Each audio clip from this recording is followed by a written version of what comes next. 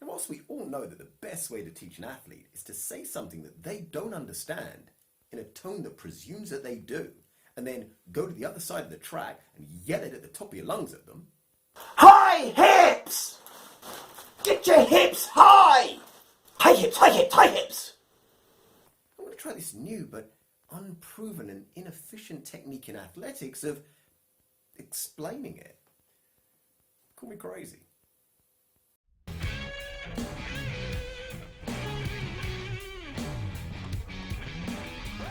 Preach! Testify!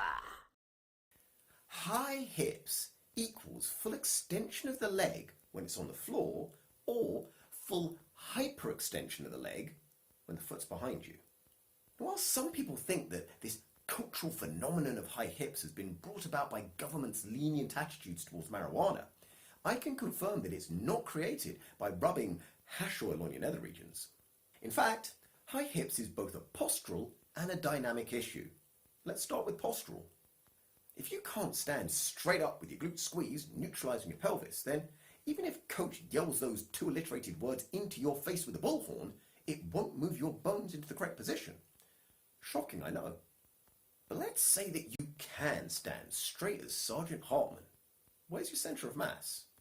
Roughly speaking, measure halfway between your belly button and your pelvis, take that measurement and double it. Then imagine a bayonet of that length stabbing into you at that point. The tip of the blade will be tickling your center of mass.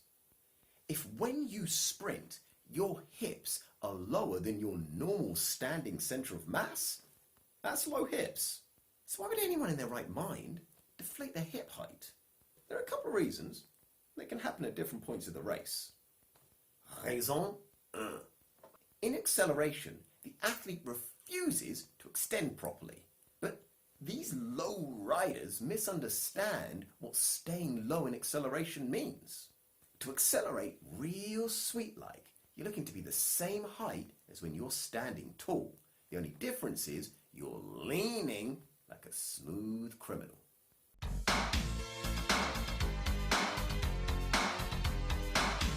Now, to the naked eye, you look lower than if you were standing upright, but it's just the same way that the Leaning Tower of Pisa looks lower because they built one side on all that pizza dough rather than on solid ground. However, some athletes think this leaning or staying low means bending at the waist, which is basically just not squeezing your glutes, or not straightening your leg on each stride, which is basically not extending at the knee joint. As simply as I can put it, they're sacrificing their extension at the stoop of the ultra of stooping. But stooping's stupid. But you're not trying to hide your secret superhero identity.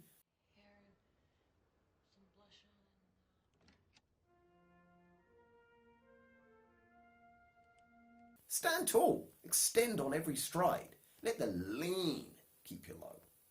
But after the acceleration phase, high hips' evil twin, low hips, can still turn up uninvited. Raison 2.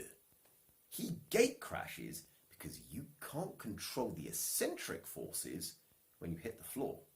Basically, you need to raise the center of mass every stride in order to create high hips. Now, yes, obviously the hips are going to rise and fall like the Great Roman Empire every cycle. But the higher the raise, the higher the high hips. The myth of tall athletes being faster is basically a perversion of this concept. A taller athlete will have a naturally higher standing center of mass, granted. But if that taller athlete doesn't have the power production at the back of the stride to create those vertical forces through the calf, they're not going to have high hips. Add to that, if the taller athlete is either weak or heavy and doesn't have the eccentric strength to control the fall back down to earth, they're going to have low hips. Might as well just be roadkill. If I'm wrong about this, then I propose a new type of athletics meeting. Just turn up, choose your event, and then don't give your time so they concede you. Just give your height. No more late running schedules. Hell, no more need to do the race. Just hang the shot put measuring tape from the doorpost to the sign-in area. Put the podium next to it. Saves time and energy. Stilts become the new steroids. But to me, the more interesting comparison isn't between taller or shorter athletes' center of masses. It's between sprinters that generate higher vertical forces relative to those that generate higher horizontal forces. Sprinting is about going fast, and you do that primarily by going forward. But you also need to clear the ground so that you don't break, and that requires elevation. So, which vector is best for speed, and in what proportion? Is it better to bounce along the track with higher vertical force and lower horizontal force, or push along the track with lower vertical forces but more emphasis on the horizontal force?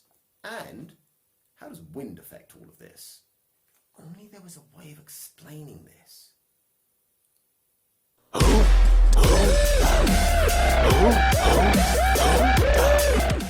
On one end, low vertical, high horizontal force.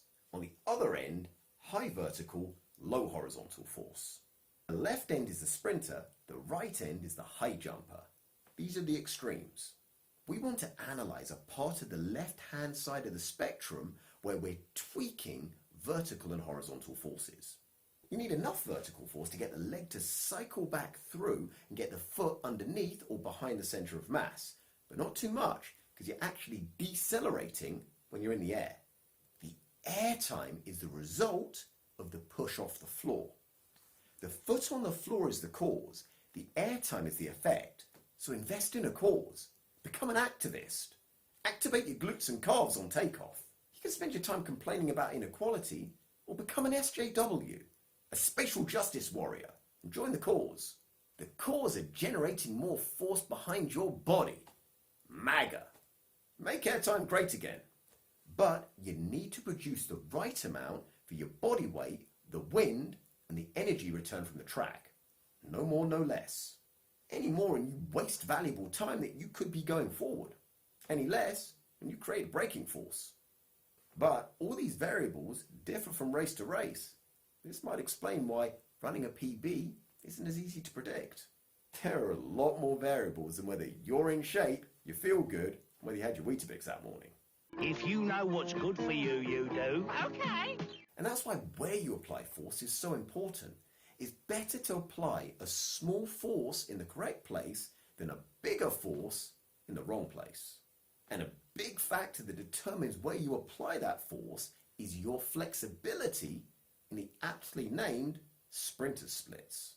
And the second place that you need flexibility is in your quads, so that your foot can come as close to your backside as possible and then extend from there. Because a butt-kicking foot is a short lever. Short levers are faster. The closer and shorter that you make the lever, the quicker the recovery of the leg after it's ripped out the back. And that means that then you've got more time to extend and then pull back. If you have more air time, then you have more time to pull the foot back, so when it hits the ground, it does so either underneath or behind you. With low hips, you've just got much less time until your foot's back on the floor. Unless you're the road runner, that basically just means a braking force. Mental doggy bag time. So, you want a long hip flexor complex so the glutes can engage to give you that horizontal push. You want flexibility in the quads so the lever is short in recovery. And you want to keep your center of mass buoyant so that there's more time to get your foot back underneath your body so it's not a braking stride.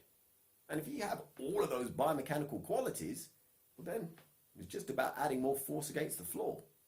And regarding the wind, if the wind's against you, have lower vertical force, same horizontal force.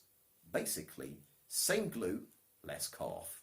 If the winds are with you, then have higher vertical force, same horizontal force. Basically, same glute, more calf. And if all of that fails, just return to the #1 tried and tested coaching method of yelling a body part and an adjective in rapid succession. Come on, fast feet, fast feet, fast feet. Neutral knees, neutral knees. Active arms, come on, active arms. Quick ones, quick ones, quick ones. Unteachable. I hope this helps. Bust me a thumbs up, because let me tell you something. Bustin' makes me feel good. Have your say about this video in the comments page and ring that bell like Quasimodo. Because let's face it, who knows when another one of these sprint videos is coming out. If you like my vibe, please subscribe.